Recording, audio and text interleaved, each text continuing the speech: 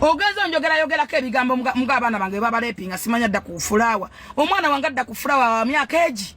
Mwana na mulenzi muto.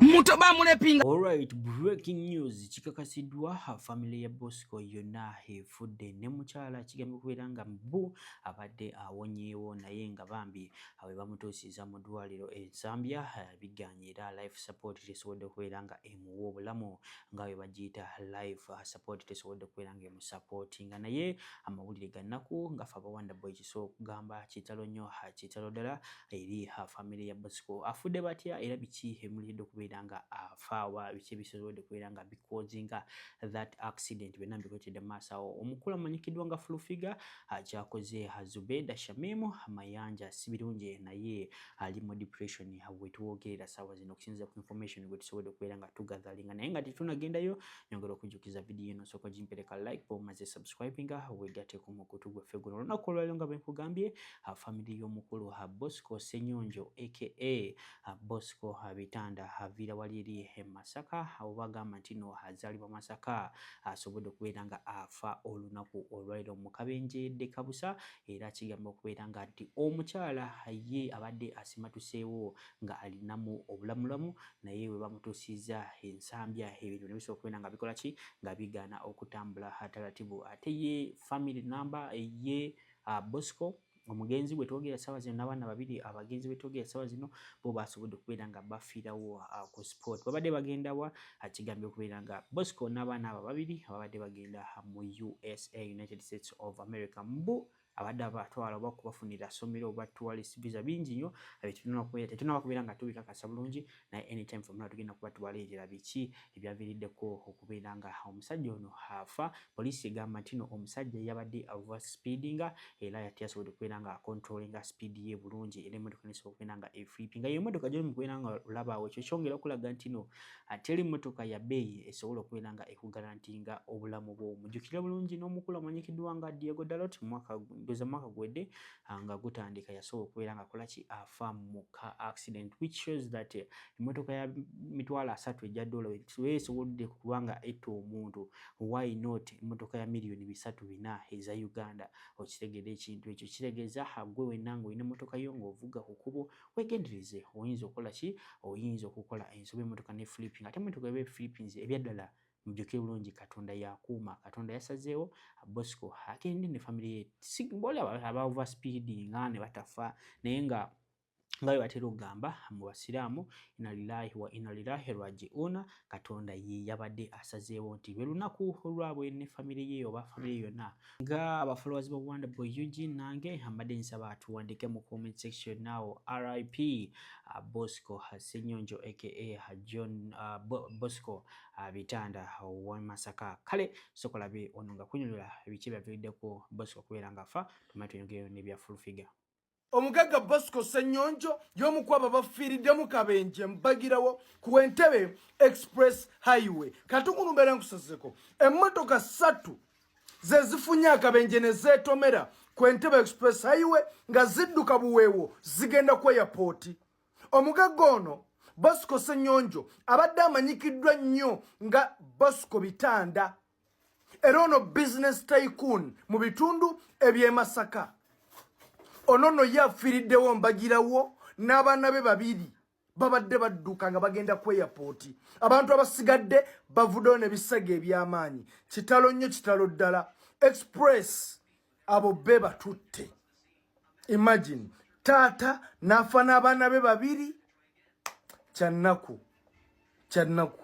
Assalamu alaikum warahmatullahi wabarakatuh. Yenze Haji Arun omusomi w'edduwa asangibwe Bulumagi ku luguudo lw'Ejjinja nkola ku bintu ebyenjawulo ng'emuli endwadde zitawaanya abantu ababulijjo nkola ku abo bonna abalina ebizibu mu mukwano bw'oba olina ebizibu mu mukwano jangu gyendi neyo era nsobole okumalira ensonga nkola ku mikisa egy'emirimu nkola ku abo abaagala okugenda ebweru buntu nk'okozesebwa amajiini okozesebwa saitwani ebyo byonna mbikolako osobola okukozesa ennamba z'olaba ku screen oba kuweereza obubaka ku WhatsApp. Alright, nga tubitadde ku mabbali Full Figure agambye nedda tagenda kubeera nga akkiriza akamanyiro ka Zubeda naye agenda kubeera nga amutwala mu kooti. Nkugambye His Excellency Robert Kyagulanyi yabagamba nti no omuntu yenna alya ssente z'Abannayuganda kama mbaya ni mbaya woba olina okusasula. Kati saawa zino batandise okubeera nga reaping the souls of what they did to the money of Ugandans. Mukikula bulungi tino Zubeda y'omu ku Bannayuganda oba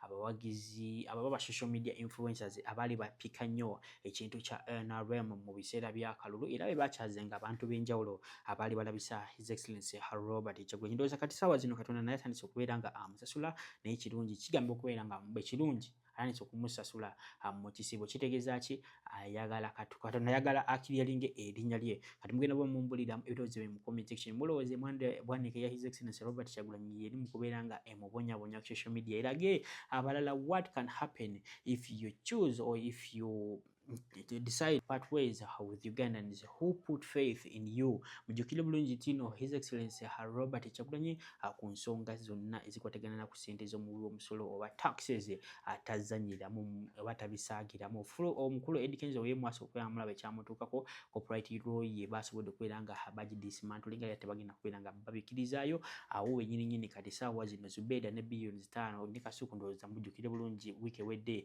omukulu Chosen Mbeki yavaayo n'amulabisa. Kitegeeza ki? Katonda ali mu kubeera nga abasasula oba tugambe nti ni mwanda ya His Excellency Robert Kyagulanyi ali mu kubeera nga ababonyabonya ebyo mba bagenda okubeera nga mumbulira mu comment section. Mulowooza ani agenda okuwangula eno battle Zubeda oba Full Figure? Kubanga Full Figure ensonga zingidde muno nga alina force agamba tugenda kubeera nga owayiriza abantu oba tugenda kubeera nga owayiriza abaana bange wagamba abaana bange babakwata kati omwana we jasiba muvumye bubi oli kugamba nti no ayagala kusiba buli omu no tetugenda kubeera nga tukola ki nga tubikiriza oba bana basajja ne bana bakazi bali mu zi diversion zaabwe nga baagala okujja mu Bannayuganda ku mulamwa wa His Excellency Robert Kyagulanyi kubeera nga afuluma eggwanga. Bigambo si byange idea mugenda wamumpulira ebyoza namwe mukola ki mu comment section. Sokola video tumai tuyongere ogenza njogerako ebigambo mug'abaana bange babalepinga simanya dda ku fulawa. Omwana wange adda ku fulawa wa myaka egi mwana na mulenzi muto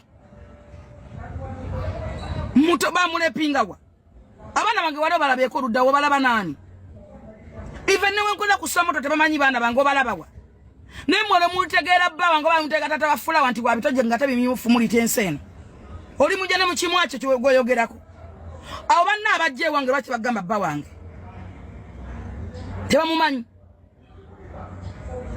tebamumanyi lwaki bamukubuulira oyo yefuulafula mbu awagira ttiimu gy'awagira y'omupiira tamumanyi bulungi tebajjanga ngwe wange nga banzungirako tamumanyi nziwoleleko ku baana bange luddawa babalepingawa. First of all abaana bange tebagenda mu market tebagenda mu butale bagenda mu supermarkets. Abaana bange bali expensive. Yo yogera ku baana bange yogera ko baaki ozonvuma nakugulako fayiro 10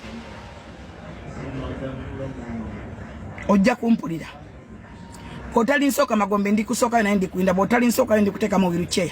I'm telling you. Njagala omanye nti nkulinako obusungu n'obukyayi. Paka bwe ndiva ku lukalu lwensi kubanga gwa soko okunvuma. Ate gwe wanoonya. Sikunoonyangako mwenna mwina waka wange ku YouTube channel zammwe. Mwatandika okunwanira. Mwasanga kwa nalija kigozi. Ne mwagala mu mukube. Mwasanga ne final channel. Mwasanga ne Capital Music. Ne mwagala okunefunza. Wasanga nkwane kasuku ne Simon. Nonyolya wo bayingiramu.